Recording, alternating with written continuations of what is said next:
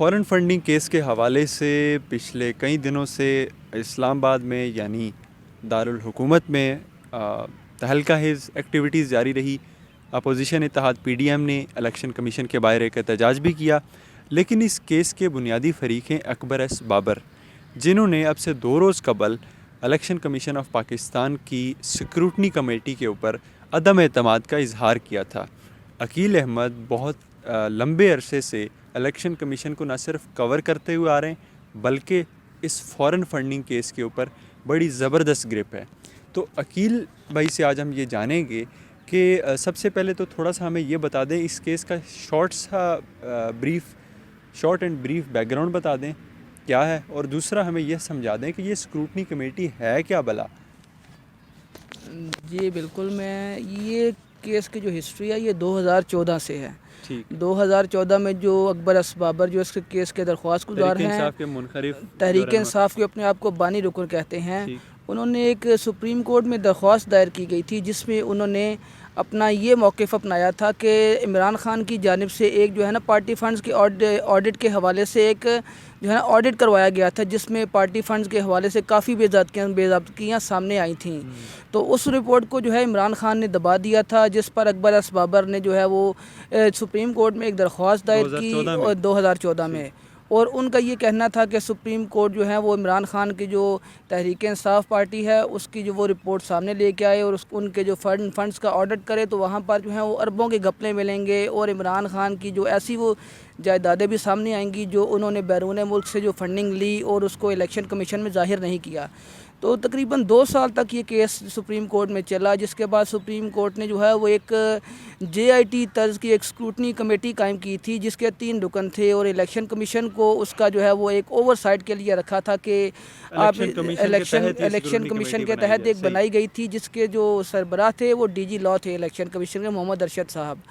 تو 2016 میں نومبر 2016 میں یہ اسکروٹنی کمیٹی نے اپنا کام شروع کیا اور اکبر ایس بابر نے جو ہے وہاں پر اس کی درخواست گئی, اور اب اس کو 4 سال سے زیادہ ٹائم گزر چکا ہے, لیکن ابھی تک وہ ایک تو پینڈنگ ہے وہاں پر, اس کا کوئی نتیجہ نہیں نکل رہا, جس پر اکبر ایس بابر بھی کئی بار جو ہے وہ ناراضگی کا اظہار کر چکے ہیں. گزشتہ روز PDM بھی اس حوالے سے کافی انہوں نے پوائنٹ اسکورنگ کی. تو اب اس کی ہسٹوریکل پرسپیکٹیو تو یہ ہے آپ کا تھوڑا سا. اب ایک چیز اور تھوڑی سی یہ بتائیں, یہ جو آپ نے کہا نا کہ DG لاء اس کو ہیڈ کر رہے تھے, تو الیکشن کمیشن آف پاکستان میں ایک پولیٹیکل فائنانس ونگ بھی ہے. یہ جو کیس ہے یہ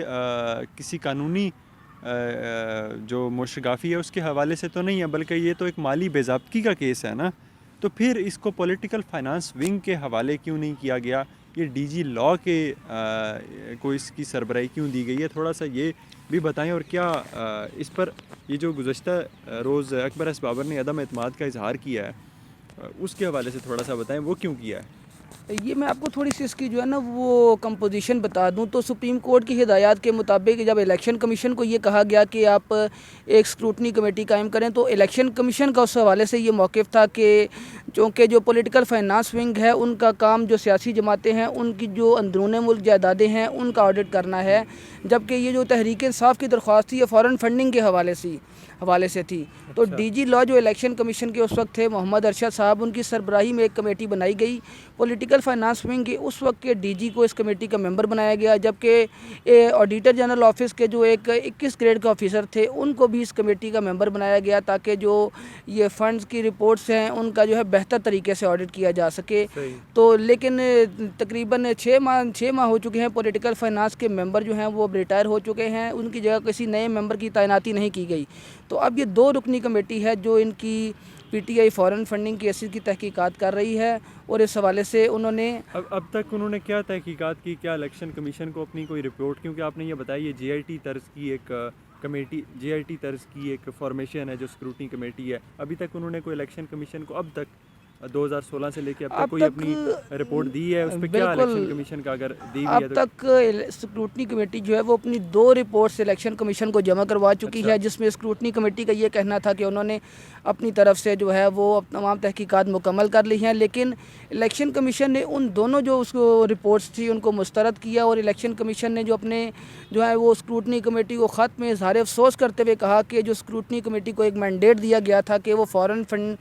فنڈز ہیں ان کی تحقیقات کرے گی, تو اس حوالے سے الیکشن کمیشن کا یہ کہنا تھا کہ اسکروٹنی کمیٹی نے جو ہے وہ کسی بھی تحقیقاتی ادارے سے مدد نہیں لی. پی ٹی آئی کے جو فنڈز امریکہ میں ہیں، یہ اکبر اسبابر کا کہنا ہے کہ سعودی عرب سے ان کو فنڈنگ ہوئی ہے، یو کے سے ہوئی ہے. تو اس حوالے سے اسکروٹنی کمیٹی نے ابھی تک کوئی خاص جو ہے وہ پیش رفت نہیں کی، نہ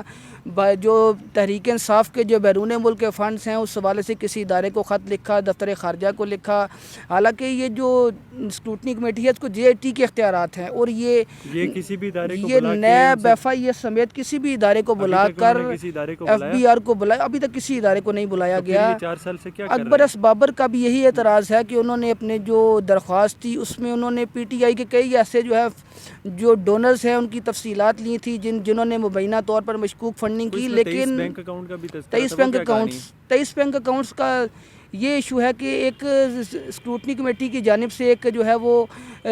خط لکھا گیا تھا اسٹیٹ بینک آف پاکستان کو الیکشن کمیشن کی ہدایات پر،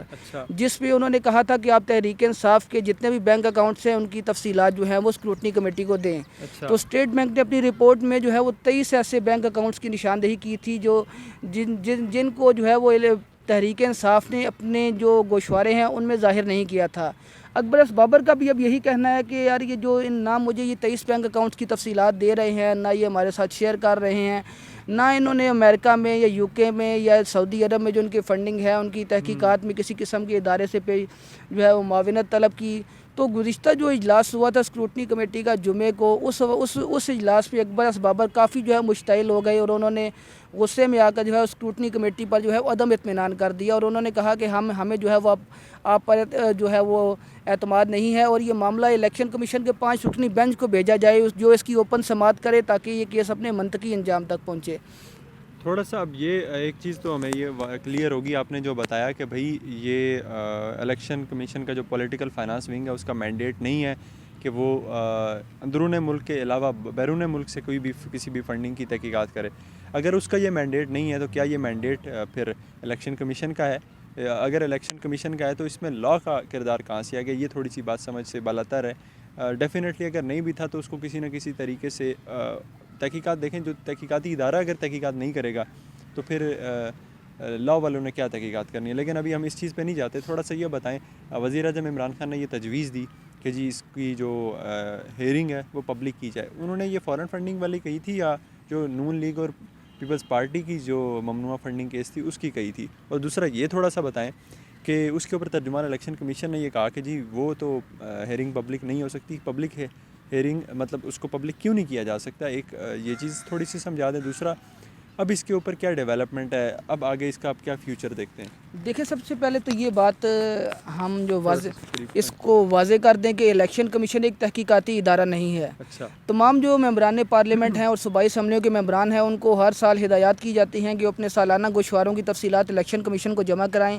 لیکن وہ اس حوالے سے جو ہے وہ الیکشن کمیشن پر تنقید بھی کی جاتی ہے کہ جو ارکان اسمبلی اپنے گوشوارے جمع کروا دیتا ہے الیکشن کمیشن اس پر کسی قسم کا جو ہے وہ ان کی تحقیقات نہیں کرتا، جس حوالے سے جو ہے نا وہ ارکان پارلیمنٹ کے جو اصل اثاثے ہیں ان کی تفصیلات عوام تک نہیں آ سکتی. تو الیکشن کمیشن کا کہنا ہے کہ وہ ایک تحقیقاتی ادارہ نہیں ہے، اور اسکروٹنی کمیٹی کو یہ مکمل مینڈیٹ دیا گیا ہے کہ وہ جو ہے وہ ایف بی آر سے مدد لے سکتے ہیں، نیب ایف آئی اے سب سے مدد لے سکتے ہیں. اب یہ نیب وہ اسکروٹنی کمیٹی کا اختیار ہے کہ وہ اگر مدد نہیں لینا چاہ رہے تو الیکشن کمیشن کسی کو جو ہے وہ اس حوالے سے مجبور نہیں کرتا. جہاں تک یہ وزیر اعظم کی آپ نے بات کی تو وزیر اعظم نے 2 روز قبل جو ہے یہ آفر کی تھی کہ اسکروٹنی کمیٹی کی جو کارروائی ہے اس کو پی ٹی وی پر چلایا جائے، ان کو کوئی اعتراض نہیں ہوگا، اس کو پبلک کیا جائے، ان کو کوئی اعتراض نہیں ہوگا. انہوں نے